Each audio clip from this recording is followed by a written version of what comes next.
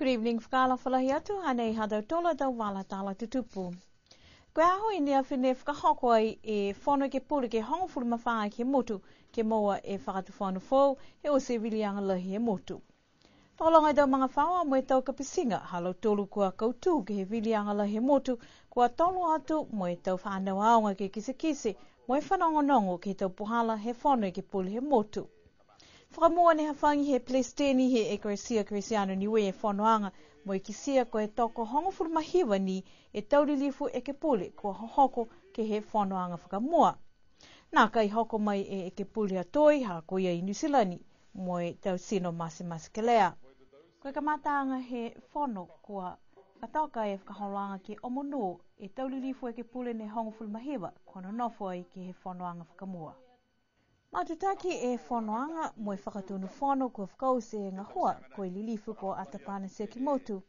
Mo e whiwhili ke vili ke moa e whakatunu whono fōu ke matutaki e whakaholoanga whono.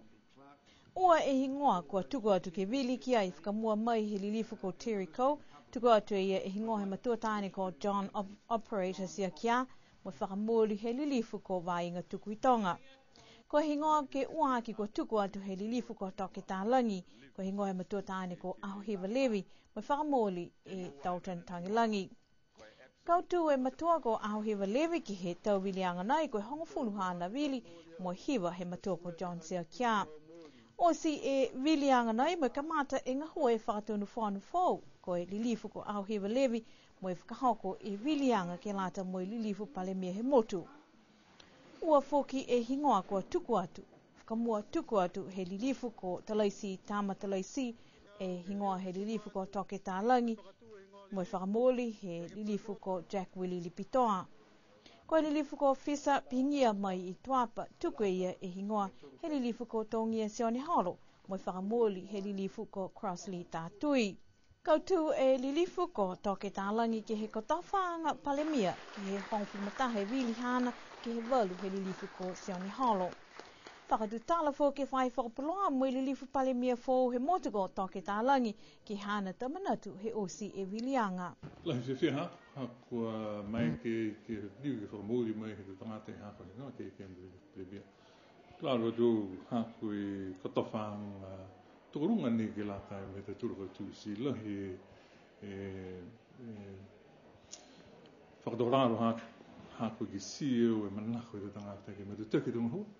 Ha te tūru he tūru tau e ka maare me tūru tau e mua. Si kua whamuri tu e mo tūru he whana ke pure māpu. Ke he tau puhala wilianga ne kua ki sia i whoki ki hako moa e koe e hongfu mataha ke he waru mai he tawhahe ko he hingoa hao ta manatu ke he whalana ki anga ia he tau lilifu e ke pule he ata tula motu ke he hingoa hao. Ko pihini mo tūru fuafua, ko he hongfu maua tahane nofanga i Nisila. Si ko matahani mo tūru na nofanga i ni, si i loa mo tūru hea ho te ronti te pamare, ko pihia ha mo tūru whakataratanga si lahi whiwhia au mai ki mo tūru ke whamuri hea ni. Me whi haua ta manatu ke taha e haua tau tangata ne kua umoi ai lahi kia koe he wilianga ko male, kua tū whokia ia mo whiwhili he taha whahi e hingoa hana ke tuai mo palemia he mutu. Koe tunuhia he tangata ia, ke tū, ke nākai tū, ke he hana whiwhili anga. Koe tunuhia whoki tangata ke whiwhili ka aike ko manako ia ke nofo mai whawhu he whakatawhana, mena hana ia, aike mena bengi ua ia. Koe hana ni whiwhirianga si whiwhia, hako mea ki whakakisa me dihia. Pai ama mna ki anga na kai ke tauhiki ki anga fō, hako anaka e nofo ia ki lato he haua kapeneta, ke lata ia mo e whiwhirianga he tau kapeneta fō hea ho pumpum. Koe tau whiwhirianga he kapeneta tunga ni ki se mturu koe hako ia ke whakamuri ke, manako rohi au ke tunga kapi he whaka auroa a mauturu ke he tau whakatawatakaanga. Manako ngai nao ke taha whakawhiwhini i lato he kapeneta. To whai whiwhirianga ni ka whakatitara ai me whakakisa ia pungi. Hako ki sia, wala tunukia tau tūru, ke whai mena pihia, hea tau tūru no whana. Pihia whuki ni mo lau tūru i tau matua no ka lewa na nofu ki lato e whana i pura. Si pihia whuki ni me tau whakatakatanga, mo tūru ke tūru tau e ka mare, ka haka ki sia. Koe māmanga he tau tangata māhu ni, koe matutaki ke whakamuri e le wekianga he tupe, whakamuri e si hake, mo tābili he tupe, whakamori he whakaongang he te tupe i ka laka matai aki. e te tangata e te tūru atu. Koe tūru e mena mohu winga lahi e ia. Koe te mena kahane whaitara te tūru ke tourism ki te marausia.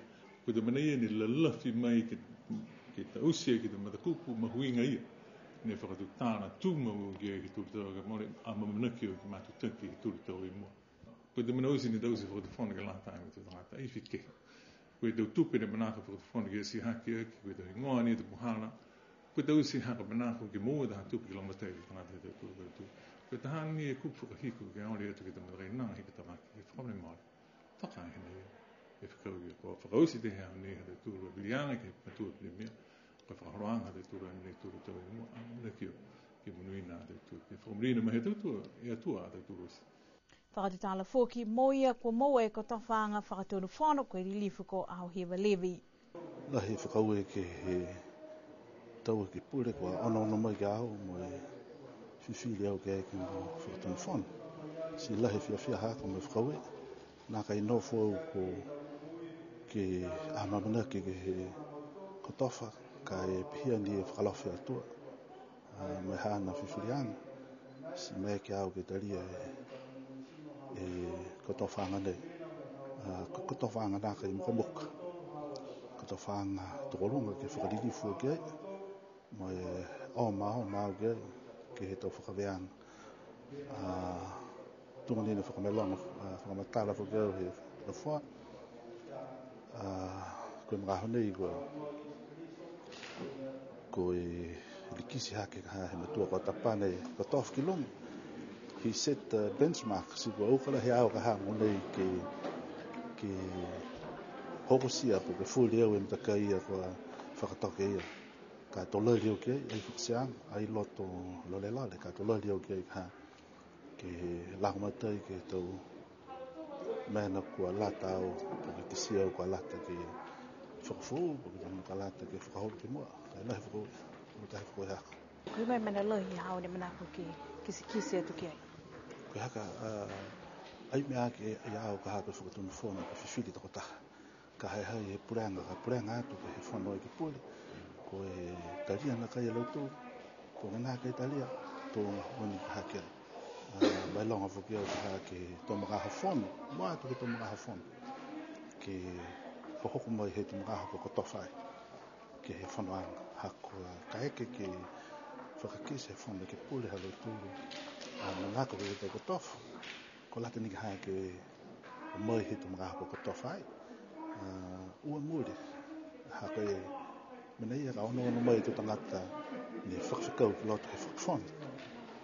Kua mule whuke tau mamatua e ke pule. Si whakawhistake loto ke. Ka kalata ni ki hoko tō mga hawhono. Whakatumau ka nanofe whonoanga. Tō osi o e whono. Tō ata loto ka loto tō vaila. Koe au nei ne whakatutale whai whakapalai mo i lilifu ko tongia se o ne halo. Ke hana tō manatu mo hana a matakau. Mole te ke hae lakanga ia. Koe taha lakanga ia ka ha he mori viri. Ka na longa whuke tō lakanga ki he tūru tau.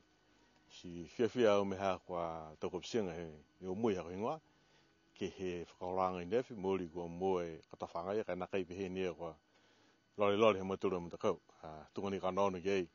Aha i e tau whuata ke he matakau ia.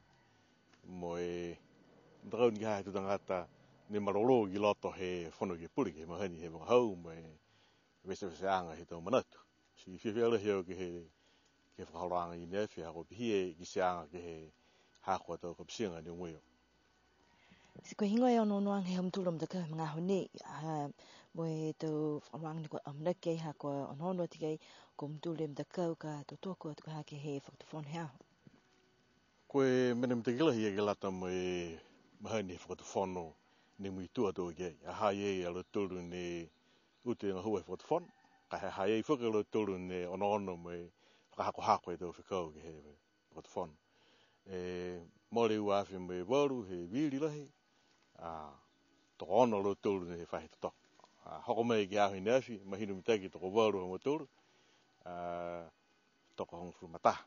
E whahia. Ka e nākare mahinu mitaki ke mahoni. Si manatou te kirehi numare e ke maturu ke mahani he tau whakatutala anki loto e whono ki puri. Si kingoa whala tau matapatu manatu mturu ni hanga watu kei he tūru tau i mua ke lali ke he umui mo te mo whamna tu atu fuki ke he whakatufon hea ho. Ko tunga ni whamahani ke he tau whakatu tarangi lo te whona ke puri. Ke mahani tau huhu, me tau kupu purenga, me ha whalu whakauranga ni ke haka kaunonu ke kua nā kai hangahang mi te ke tau puhalanga hue whakatufon. Au na haa ye te whakatakanga ye ki loto he tohi whakawe whakatufon. Tō nā kai noa me matahari whakatufon, ke he mga hoia ke he ki tau whakatu tarangi. Ako haa ye mua turu ka hai tau whata mo tau rata matara ni ranofi ke whahe mua turu ka eke kua whakatatai atu ke he mtakau he paremia he rautura mutu. Koe taurili fuia mai he whono e ke puli haniwe ke lata moe tolu e tautau I mua. Koe pongi ni nei kua whakamoli he whakatu whono fau e whonoanga whakamua he halo tolu a matakau moe mai ke foki ke whiwhili e tau iki pule lilifu ke lata moe tolu e tautau I mua. Pehe e lilifu palemia ko toke tā langi la he fia hana kua whiwhili e tau iki pule mai he tau mena ke kehi kua ono ke lau tolu kua whiwhili ke lata moe tau amamana ki anga ngahua he whakatu whono. No, fia, I'm very excited ke tukane hake malatu hako lau tulu nuku whiri au kiseo ke kehi lau tulu tau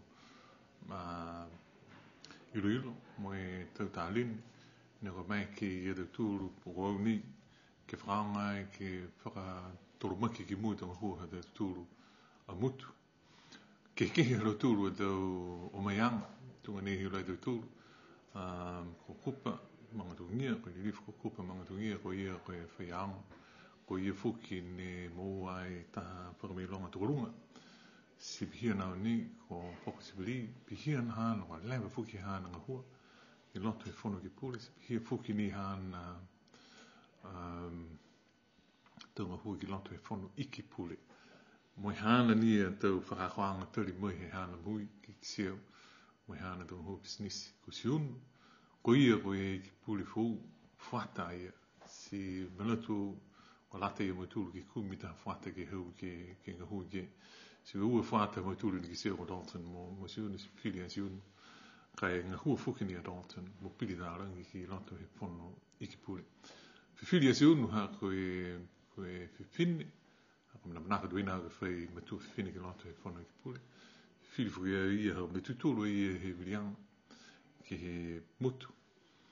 Si whiwhiri fuki neu ia hako e hako a manako ki onono ke pehe ua mai he tau maanga, tau e ki pule he tau maanga, ua mai he bili mutu, si koe wharu kakano I ne maneu. Ai hei e fuki ni hana tau manatu whakakisi e whai whanonongo ke, maroro ia ki he tau langmateianga ki tau whai whakako. Mui tau menanu kisi e lau tūlu, poko ia, ke lata ki tau se he whakatwhana hea. Pini tā rangi ko ia taha ka nofa ka peneta. Mo Dalton tangilangi haka manaka haku ki whakaruluhi e maanga hamau tūru au loa. Ke te puhana tunga ni ki sea kai. Pihia ni hea kai ke wanona kai ki ro tūru ni nā kai kau mai ke mau tūru. Tosi luhi e maanga ke te whakaroanga whakatufono. Fono iki pule. So ka lata ke kumi puhana ke lo matei ke lo tūru. Nā kai pihia ki sea ki au po tuskei e o lo tūru I loto I whafo I toko ono ia. Kai tunga I hilo e tau tūru. O mai whakahanga e maanga he tau lilifu mai ta motonga mo vai ea. Si pihia fuki ni mo namukuru. Ko tui ko ia ne nofo ka ia ni he mana. Si pihia fuki ni mo hikta whaki. Si ka mana ia haka ni mana tui. Kisi te pihia ni. Ko e tūru tau e ne o te tūru gei. Ko whakaruluhi e tau maanga. Ki te pohana whakahoro ki te ngahua he whakatawhono e la taime he tūturu atu. Tunga ne he mga ahu nei, mana ki matulu ke mai e mga whawa e treasury, ke whamama mai ki au e budget, si manako ke na nofi caucus, ke whanongo I fuki, ke maame lau tūru e whakasilanga he te ngahua he tūturu, ke la taime te tupi whakamori, la taime he tūturu atu. Hako e tahana mena ko mahuinga lohi e, nau kua mamnaki te tūturu ki whamūria he tau ahu I mua. Koe hukua te whoki ke taha e iki pule koe matua lilifu ko pakotoa sipeli kua kisia whuko liu aia ke he kotawhanga ia moe tau kua maole ka hane lohi hana tau mga hone masamuskela ki hana sino whiwhi haua tau manmanatuanga kua liwa ia ka ke tua tu moe maike na kai ia ki tau si tau ngahua koe hana malolo sino. whakatutala moia, whakatutala mo lo tūru I e na ko whiwhiri. Si talia lo tūru, ko tūrau ki lo tūru a tau tutuanga, tunga I whakatisi mai koe. Pe he matuka poko e whakausi ki e whanau I he tapuni, ki he follow-up, si liu mai he taputua, si matutaki tonga hohana. Ai mana tō maliku mai he domineia, e hana tonga hua. Ke la tai mo te hana tō ko ta whanga ko tausi e tau tū. Si domineia na whanasia ke loto hako he whakatutalanga mau. Mai ki matutaki hana tonga hua. Pe he fo ki aia, longa I tonga hua kua amamnaki mo I pulenga e whakatu whanu ki ai, si kua whaipunga hua foki ki loto e whano kapeneta ke lata mo I tau tangata lang matai. Taha mena lohi ni ki se mai tūru he mga honi, koe tuma he tonga hua, tunga I ke le wikianga te pula tū, tau se tau e whairis, si koe mena koe kakanu hui na manako I whanga hua ai Billy Talangi, mo Dalton Tangilangi, koe te manei na manako ke onono whakamakutu rau, me whakakisi mai ke kapeneta, koe hingoa te puhara ki tau sek, si mai ke mi he kapeneta ke whakabūri, mo e whakahora tonga hua ia, mo e halaua fuki, ma haka manako ke ngā hua ai halaua, ke whakamawhisi tau mena no ka manako te tulu ki tausi. Ka ua taka ke tunga I he tau e kwa mare. Ki sia mo tulu he tau e kwa mare ka wharu mga aho mawhisi, wharu mga aho e mawhisi. Si ki sia o he mai he maneia, kwa lata au ke whai tangata pa waki ni e kwa whiri, po ki tō ua ke watu ki sia, kwa hinga tu ka kano ne tū mai, ka pihe koe tupi, o mai a ke te rahau, ka pihe ke te hamena fuki o mai a ke te rahau, mai ke mo tulu, ke ngā hua o roa ai, ke tau se whikau ke lata me te tangata e tau tūru motu. Mahino mai la koe toko tawhanga ni ua ia koe pihe ka koe tau Associate Ministers alawa?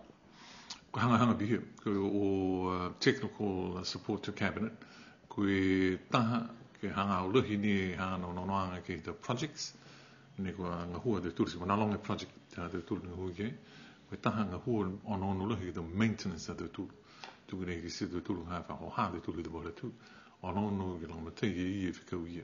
Ai ki whina tu i e ke bihe interfere ke te portfolios e te ministers na tai, po ki te HODs, ma nā koe ke whanu ia ke whakatu tāne ke CI, ha whi mūri te mena no ko tūmai te mahua. Whanangone te tūru ngā, wharu ngāho, o ke tāne ke tau tangatanga hua, pihore tūru kui tupi. Kai bihe o nā kai, kai ke ngā kui tupi, o nā tāne ke mai ke whakatara man tūru, si bihe o no nā ki alo ia.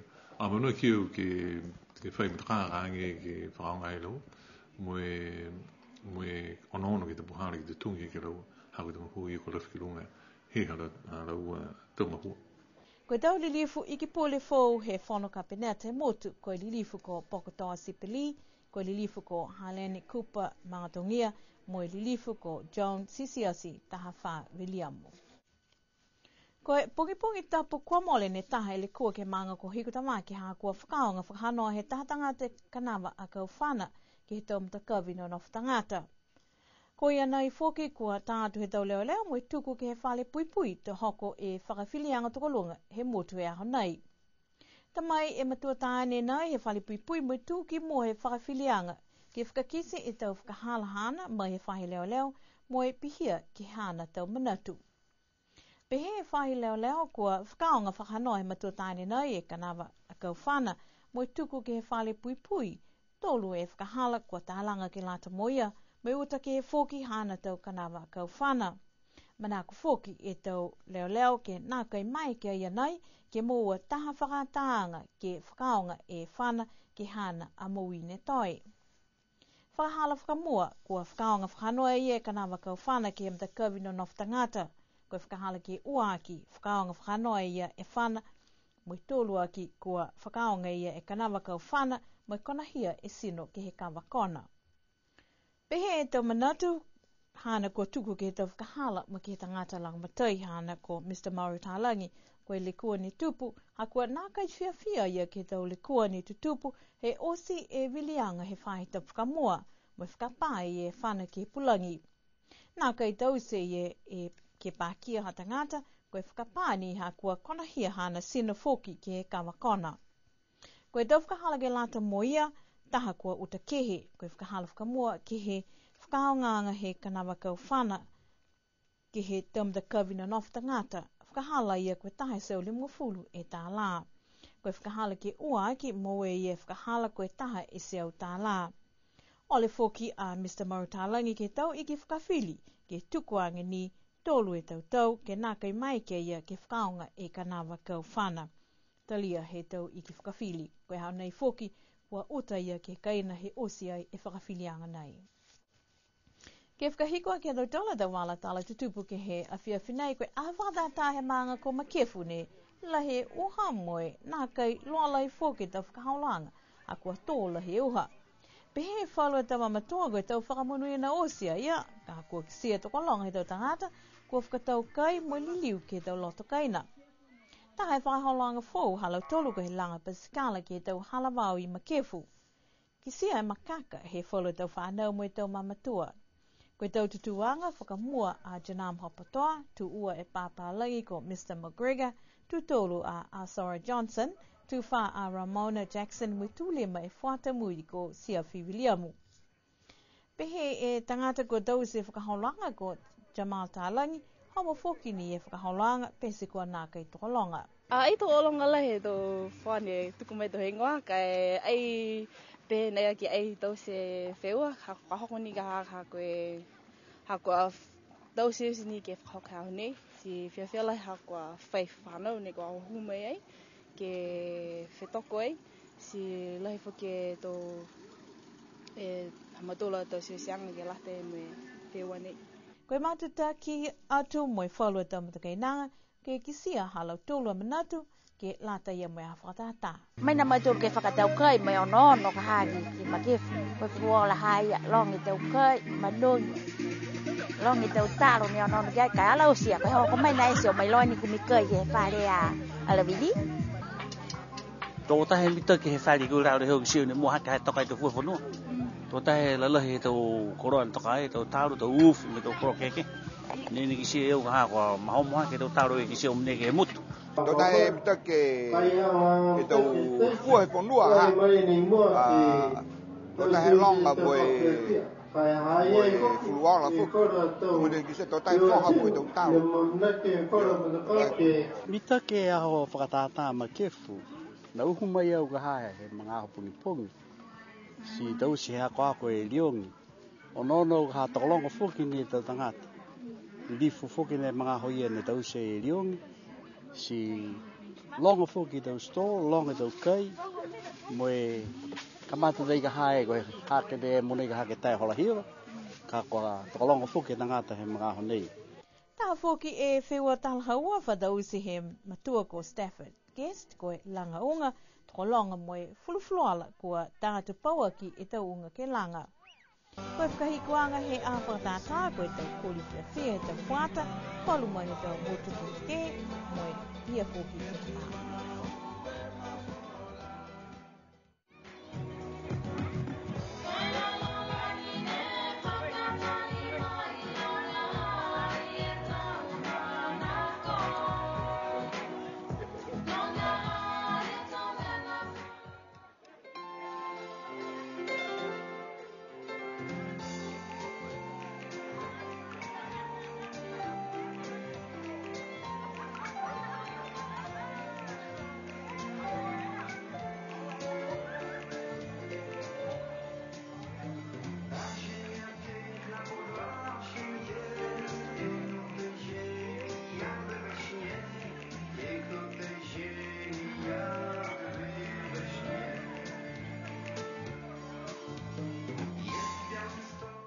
Hana hado tola da wala tala tutupu, ke lata ia mui awhiawhinei, no na whaa mui mawhala.